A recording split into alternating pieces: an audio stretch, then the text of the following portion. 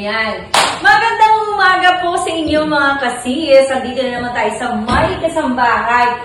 So ayan, bagong simula, bagong araw, panibagong haharapin. Tulad na lang neto ni ate. Si ate kasi, matagal ang ating kukwenta ko yung senaryo. Matagal na siya nagpaalam sa employer. Kaya lang po yung employer, ayaw siyang payagan umalis kasi naghihintay daw ng kapalit. Pero, ang mali lang ni ate kasi, siguro hindi niya na naintay, umalis po siya sa employer. Umalis po siya sa employer, pero ayun nga po, nag-report po siya dito sa agency.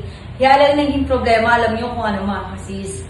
Sinabi ng employer, nagnakaw daw siya or may kinuha. So, syempre, hindi tayo makikinig sa isang side lang. Pakinggan din natin kung ano nga ba ang totoo. So, ayun.